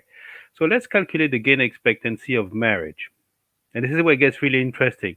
So, for instance, Phil was saying, like, oh, top earners, they get the best of the wives and so on and so forth. But, there's a reason why Arnold Schwarzenegger banged the maid. There's a reason why all these top earners actually are sexless. Because it's not, what happens is, let's do the average, let's start with the average gain and average loss. If you divorce, it's 50-50. Now, if you have kids are usually stay with the primary custodian, and custody is usually awarded at 80% to the mother, which means that if you have a house, at 80% of the case, you need to get out. I've never seen oh yeah, I divorced my wife, I kicked her out, she had the kids, I kept the condo, life is good, I kept the house. It doesn't exist. You divorce, all right, you go and sleep in the car for a while. And so basically, the average gain for a woman, no matter what, it is above 50%. Now, how often we lose times how often we win is not the divorce rate, is who initiates. Because this is a control variable. This is something, randomness, or something over which you have no power. So if women initiate at 80% divorce rate, that means that you have a 20% win rate. So 20% times 0.5 in the best case scenario, that gives you what? 0.1, right? And then 80% times at least 50%, that gives you 0.4. So you have a built-in negative gain expectancy of minus 0.3 for a dude. And that is if you don't have a house.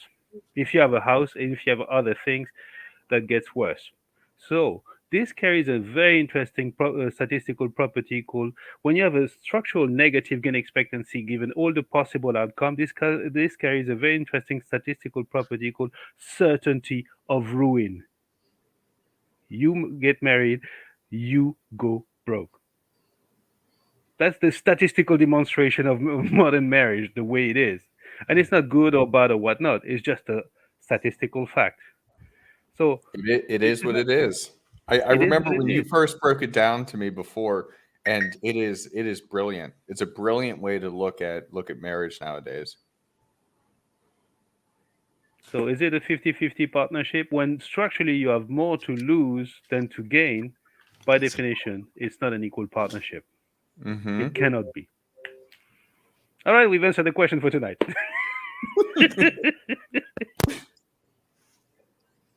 All right, we got Glenn back with us, guys. Can you hear us okay? Look at those two Vikings.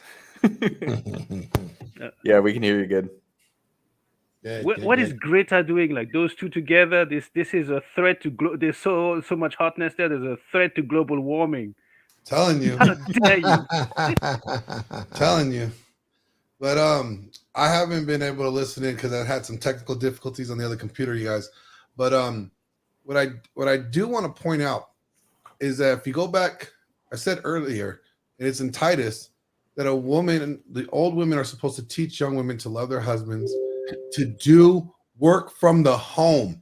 It said work from home, work at home. And it was instructing them that their job is the household. So while the man is out there tilling the field, while the man is out there bringing in the bacon, their job is to manage the home. And see, women don't understand that. Like the women's complaining like, well, if your husband isn't doing enough of the household chores, well, what are you doing? You're watching Ricky Lake and Days of Our Lives. Okay. You could actually be, taking care of the household. Now, it's not in all the cases in every situation. Yes, we live in a situation where nowadays it takes a lot. There's more two people incomes going on than there is one. And Ray's made a point that, yes, it can be done with one. You just got to cut out all the bullshit, all the stuff that you don't need. And it's true. But while we're living in this two income household, then you're going to have that constant bickering because the man is not meeting his burden of performance by not being physically responsible, financially responsible, and making sure that they're living within their means. And that's a problem. Yo, what she's saying right here, Joanna, I Yeah. love this girl. We should probably have her on at some time, Glenn. We were on. She was Yeah. on I the know. show with Jen on the Block. I know. I Excellent. remember that. Yeah, she's very based. Yeah, when we do our specials, we'll reach out to Joanna. Thanks. That's a very important comment. Particularly, this is where men fundamentally screw themselves up, is when they get into that idealism of love and they love a woman for what she can never actually be to him. And that's a problem too. That wasn't the topic of today's show, but we sure appreciate that. Yeah, it definitely does support the fact that it's not an equal partnership. Men love differently, and women are not capable of giving men the love they expect to get, because it's just the way we're built. And that's important to recognize, because when you do recognize that, you realize that you can keep that attraction alive, and that's what really keeps things going together. That's really it. That and the sex is the glue that keeps the marriage together. And so many people use sex against each other, and that is very wrong. And I would say that's not actually biblical. Well, it says women in the Bible. It says women are not supposed to love their husbands. It says men to love your wives. Yep. Nowhere does That's it true. say wives love your husbands. It says wives submit and respect your husbands. That's why Joanna is right on this.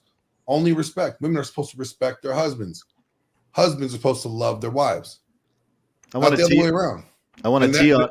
And right now we're seeing a lot of that switching. We're seeing a lot of men respecting their wives and submitting to their wives, but not and loving.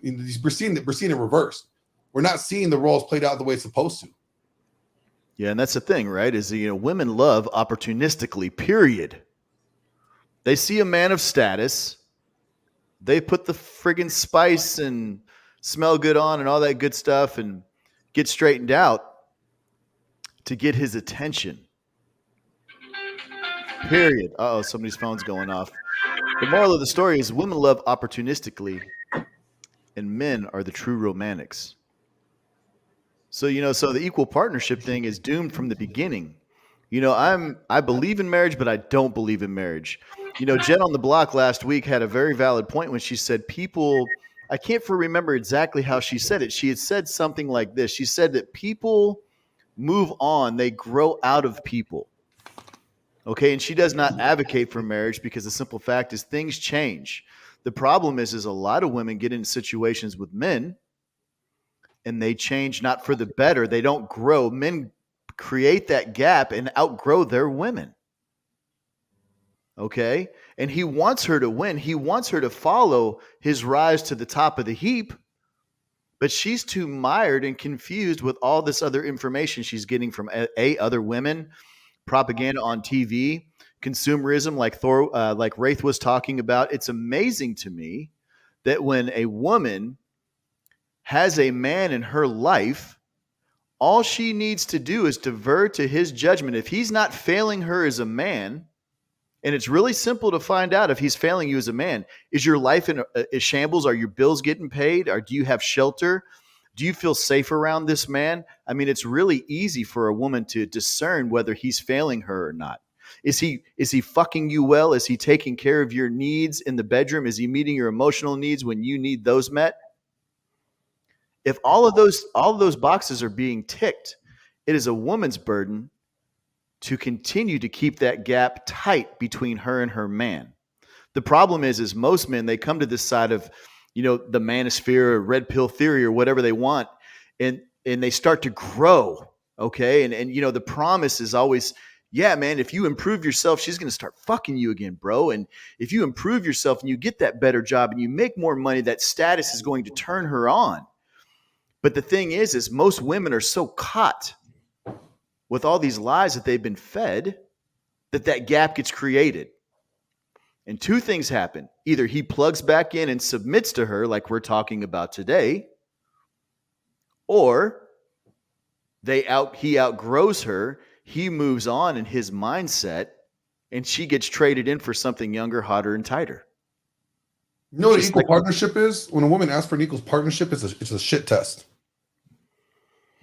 In a way, it's a shit test. She wants to see if you're going to really to defer to her authority, if you're going to give up your position. Do you know what it's like this? Marriage is like a policeman. If you're a husband and you're the head of the household, you're like the policeman with the badge, right? But what you do when you go to an equal partnership, you give up the badge and the gun and you just wear the uniform. So you have no way to enforce the position that you're in. You are now the fall guy when things go wrong in an equal partnership. Because equal partnership does not work. And any guy that supports an equal partnership relationship, you are choosing to set your relationship for failure in the long run. And a lot of guys do that to get the woman like, oh yeah, I believe in equal partnership. I believe in, you're just as equal as I am. And they do that to win women over. But when it comes down to it, she's going to resent him for not being the head of the household, for not being the guy that leads. Especially when it comes to ability to maintain attraction. We all lose it. All relationships are temporary. Guys, marriage ends in only two ways.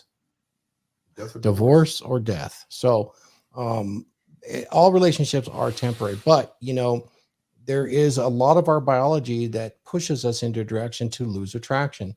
So it is up to a man to lead and maintain his attraction in those relationships. And when you do, it's an amazing thing to behold, because if you don't and a woman gets bored, what is the death of all relationships? She gets bored. She can have everything provided to her, but if you're not doing the basics to maintain a level of attraction for her, and we'll get into that in other times, and that is not equal. Although she should maintain some attraction to you, men will put up with a woman that is far less attractive than women will with a man. It's just the way it is, and it bears out in the divorce statistics for sure. As soon as that happens, biology takes over, and the next available opportunity that looks better is going to be seized upon. Yeah, and it's just like right here, what she says, too many women make the choice to stay with a failing man. They do. Then they make the bad choice to seek fulfillment from someone else. And so the cycle perpetuates. And they find out that he's kind of the same. 100%.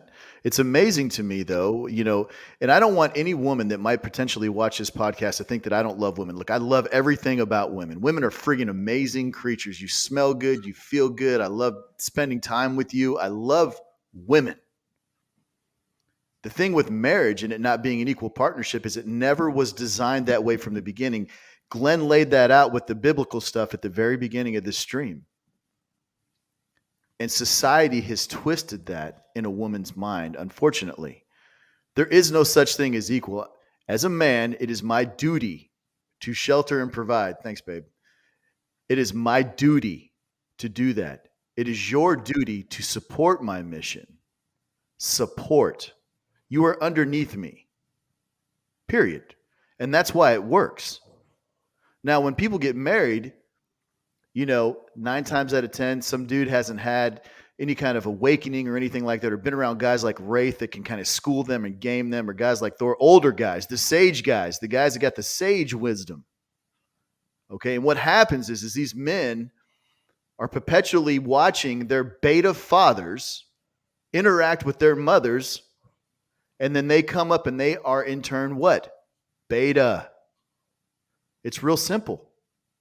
And so the cycle continues. But with every cycle, it seems like women get more and more empowered. Would you guys not agree with that? Oh, absolutely, Phil. This is the father's responsibility to his sons and brothers to brothers. This is what is taught. And as a father, and I show them the example on how to maintain that attraction and keep those women interested.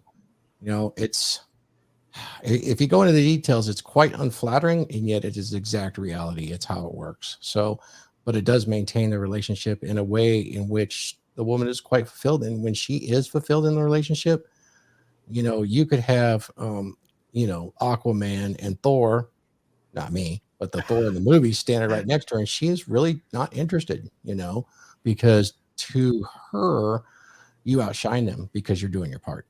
Yeah. Let me say something. I work with young men on these issues, and when you look at, and you start talking to these young men, you start finding out that those young men that had strong mothers and beta fathers, they have no relationships with their father.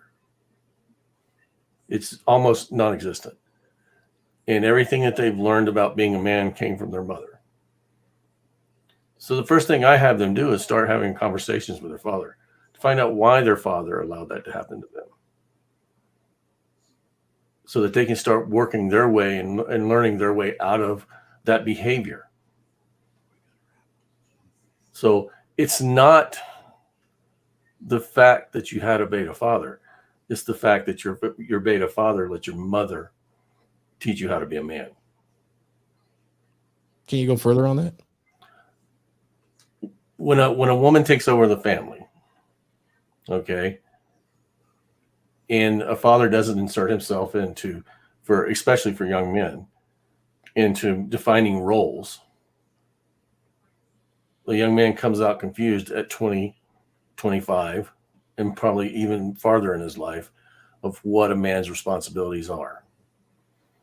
It is good to read a book and it says, hey, you have the burden of performance.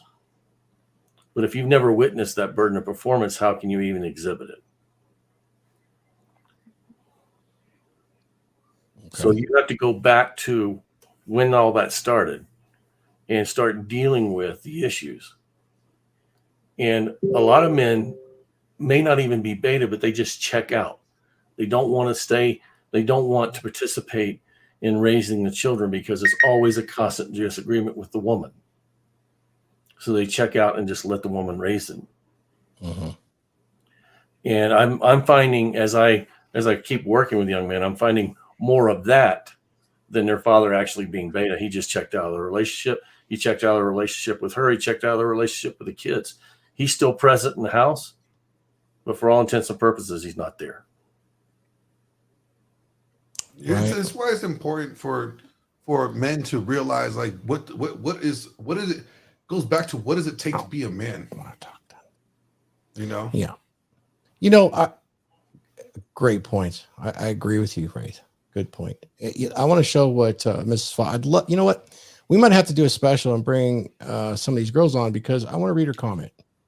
Unfortunately, in today's world of social media, it is hard for older women to teach younger women how to submit to a man because they want to do what is popular on social media. I think it's much deeper than that.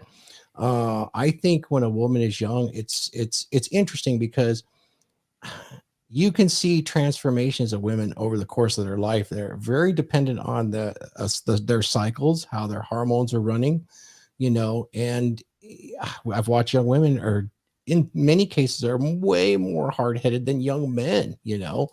And the older women get extremely frustrated with the younger women because on several levels, number one, the older women are still competing with the younger women. So there's that in contention as well. And so teaching a younger woman, I think that it's going to be much more valuable if we can get mothers and fathers to work with the younger women, because once they get about a certain age and they're in the sexual marketplace and, you know, playing it at full tilt, you know, they're going to learn the hard way. It just happens over and over again, unless they choose to opt out. And that opt out would be, you know, to follow nature's path, have children with a man, settle down and get married, or to remove themselves from it. And social media is a drug, man. But I do find that, you know, just listening to younger women, they definitely are very affected by the media, as Mrs. Phil Foster said. It'd be interesting to have the older gals take on that. But you know what would be interesting though? It's like the current fad is the push against like popular beliefs, right? So right now, like the trend is like if you're trending if you're pushing against, like, you know, the norm or the. Then why aren't we trending? What do you mean? Well, you're not trending because you look like a 12-year-old, but you know, like if a women like why do you think like Allie from Real Femme Sapien is trending so well? Is because she's pushing against the norm. The norm is telling women to be independent women, you know, be a boss bitch. And Allie is like, no, this is how I live my life. And I love my life. And women are going to like roaring up against her, but she's doing what she's doing and she's changing women's minds and doing it. They need to be more of that from women. And that goes back to that verse, like older women need to teach young women. right? They're going to have difficulty doing it though, Glenn, because the accountability issue. Oh, There's no yeah. accountability for bad choices. It's removed from them. So the consequence of a bad choice is removed. It's okay, girl. You know, you did okay, but you make a bad choice. What happens Yeah. to you? You Oh, end up yeah. on the other side of Yeah. that corrections officer, right? Yep. There is I no wore the badge excuse. once. You know, Not wearing so a jumpsuit. you know, I think it has a lot to do with accountability. Men, we are having one hell of a good conversation today. Would anybody like to add final thoughts? We can start, and we will go round table and finish, unless you have some final thoughts you want to do right now. Let's start then. Phil, what's going on, man? Let's wrap it up. What's going on, man? Great topic today, man. I just think that, in society right now, it's upside down. It's going to take guys with sage wisdom like Wraith, older dudes that have been around for a little bit to kind of counsel with these young guys. Wraith, whatever you're doing with those young guys, man, keep it up, man. The big thing is getting guys to understand that your place is at the head of the table, not her. So I challenge all men right now. If you're in a relationship with a woman and you aren't leading it, mentally get out your jackhammer and chisel and break down that pedestal in your mind that you have put her on. She does not belong on that pedestal, my friend. You do. All things flow through the Father. 100%. You are the father of your tribe. You are the leader of your household. It always flows through you. Things are messed up because you're allowing her to run things. No, you delegate things, my friend. And that's why it's going to work, because you are running the household and you are delegating to your woman and she is supporting your mission and you're growing. Man, this topic right here, man, I could go on and on for days. Obviously, I've had some trauma in my life with an ex-wife. I understand women very, very well. Trust me. And I will tell you that marriage in this day and age, maybe 1% might make it.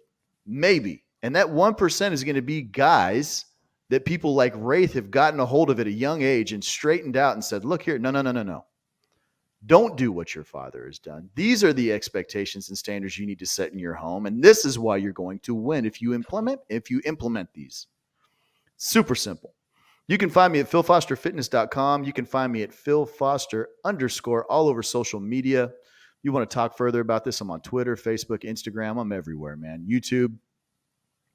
Guys, get it together, man. Understand that your marriage is failing. If you're in a marriage or your relationship is failing 100% because of you. You're allowing that behavior. Your two biggest commodities in your life are your peace and your time. If you're wasting your time dealing with an unconsolable woman and she's stealing that peace from you, she has to go on to the next, gentleman. And that's all I got. Thank you, Phil. We appreciate that. The husband in your new studio, give us your final thoughts, brother. What are you up to? Yeah. So, I mean, this is a great discussion. I kind of left a lot of it for you guys to discuss because you guys have a lot more experience than I do. I am junior, I guess. So, I help guys as a dating coach. I help them get started. And once you get started, that's great. You get the girl. But then how do you maintain that relationship? And that's what's very important about this discussion, is making sure that men understand, how do you have a complete family structure? So I thought it was great. If you guys want to find me at the Hudsman on Instagram, best way to communicate with me. I've got a couple spots open for consults. So that's about it. I mean, this is great. Thank you. You bet. Thank you, Huds. Let's go ahead and let's move to Laurent. What are your final thoughts there, Laurent? Couple of things. Number one, I mean, I see that women wanting to lead is a form of congruence test. Like, okay, women will push for that, but if you actually establish yourself as the lead, once they get to lead, they're frustrated with that. They will start resenting you. So you have to hold firm. And women eventually get it. Like, hey, listen, I take the lead, Captain Kirk, Mr. Spock. I go around, blow up some stupid shit, and I take the blame. So you can be there and relax. And it takes some time, but it gets there. That's difficult to establish. Second thing is a lot of guys actually give in, as Phil said before, like they check out because it's not worth it. They have, you can't fight the battle of your career and make money and fight and come home to fight another battle. You got to pick your battle, and it's very, very unfortunate in this day and age. And in this case, well, the whole thing about vetting is all nice and dandy, but once you have kids, the dynamics change. The dynamics change. So it's a little bit more complicated than that. And one skill that would be very useful, and one skill that people like Wraith, people like Thor, people like Phil, people who have done it, is how do you restore the balance? How do you bring uh, a balance to the force again? That is a very interesting topic that a lot of guys who are lost in their relationship need to find out. But apart from that, I have nothing to sell. I'm just here, and I'm grateful that you to be among you, to learn from you, gentlemen and ladies. Ladies, I mean, thank you very much, ladies. You've been a fantastic contribution. Thank you very much. All right, thank you very much from Absolutely. Tokyo. Thank you, Laurent. Let's move to Wraith. Good to have you on here. What are your final thoughts on this subject of not being an equal partnership? Let me say, I want to address one thing. Is it important for a man to be in the family? If you're functioning as a man in the family, okay? Don't stay in a relationship and be in a family to your children if the only thing you can serve is a bad example. You know? Oh, yeah. So, and that's the important thing. Yes, if a man stays in his family and he's a functioning father, it will aid that child. But if you check out, understand you're part of the problem for that child's future. So if you are in a family and you have children and you're listening to this program, start becoming active in your child's life. Don't let someone else tell you what it takes to be a man, especially if it's your wife. And start exercising, your rights as his father. Now, is marriage 50-50? No. Men and women are equal on one point. It takes both of them to make a child. She can have as many eggs as she wants, but if you don't provide the sperm, no child ever gets created. That's the only equality we have. It takes both of us to participate in that. But the reality is, why are you the prize? Because you're the one that controls who that egg's given to. That's your responsibility. So take responsibility for yourself, men. And as you take responsibility for yourself, take responsibilities for those that you bring into this world. And if you're just starting out learning that, and if you're just starting out trying to date and develop a relationship, now's the time to start figuring out who you are, not when you're 7 years into a relationship. Because as you get older, things are going to change in your life and you're going to have to adapt to them. And it's better to know at the core value of yourself who you are at this point in your life before you even get in a relationship. Because if you don't, you won't have frame and you'll live under somebody else's rules for the rest of your life. If you want to talk to me, it's Wraith_and_Detour on just about every form of social media, even on Twitter or Twitter or whatever it is. But Instagram, Facebook, Telegram, same name. Thank you, Wraith. Appreciate that. Glenn, you got some final thoughts here? Yeah, marriage is not equal. It never was equal. It never intended to be equal. Women were not supposed to carry the burdens of men, and men were never intended to carry the burdens of females. All right, that's biblical. It goes down biblically sound. It's been the standard bearer for years, for centuries. Let's not fuck that up, people. We do that enough. We're fucking a lot of things up. Let's get back to what was working. Men need to be men. Women don't make men. Men make men. So men, we have to rise up and help these younger generations. We got to help these boys. We have to help these young men to help find their way. All right, ladies, Read the verse in Titus. Older women teach young women how to love their husbands, their children, to be respectful and submissive, and to take care of the house. Hey, I didn't write it. It's in the Bible. If you don't like it, talk to Jesus. But you know what? We're about to hit the road. So Thor, go and close this out. I'm ready to hit the bike. Thank you guys. I don't want to leave you guys with any downers, man. It's entirely possible to have a very successful marriage now. We talk about what is successful marriage. I don't want to be down on this, but all marriages do end, guys. It does. But you know what? If you can spend the bulk of your years with someone that makes, life more bearable, more successful, more enjoyable, and if that's the majority of it and it ends, that's great. That would be considered success. There's a lot that men can do to really improve the success rate of their relationships. Unfortunately, a modern state marriage is not one of them, and I am not advocating that at all. A ceremonial or a covenant marriage can be that today, but you have to be very, very careful. Men, you must be extremely selective. I am not advocating marriage out of the go. You have a lot of work to do first, and in the current environment, you have nearly, $100 billion industry in making you split up with a woman and then divvying up the pieces of that carcass. That is a fact. And that is unbearable weight for most people to live under. All of your friends' influences, the Eat, Pray, Love books that are out there as you age, it's Gray Divorce. All of these things are kind of poo-pooed in public, yet we spend billions and billions of dollars to ensure that machine, that corporation is ever present and steamrolling every single person that rolls into this generation.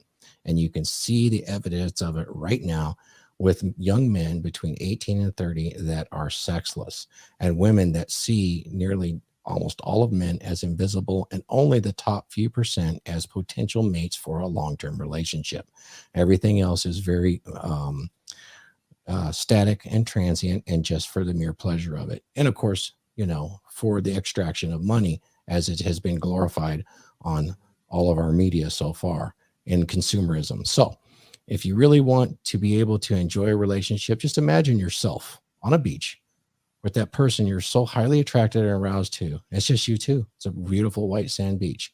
For those moments, and you're in that moment, does it really matter how much money you have?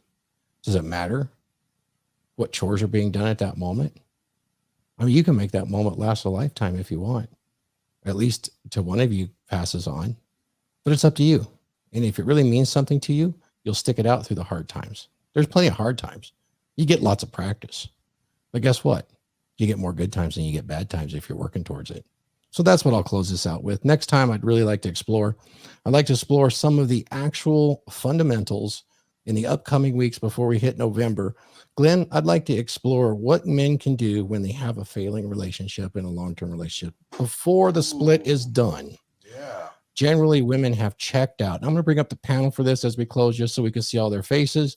I would like to go ahead and start to explore when that relationship starts to turn sexless, it starts to turn sour, and you start to get little bits of contempt that bleed into that relationship. What can a man do to correct the course? Because I believe ultimately it is his responsibility. He's in charge of the dragon ship to steer it in the right course, or it is doomed to get crushed on the rocks. Gentlemen, thanks for joining us, and look forward to seeing you on the very next Dragon Ship. Skull.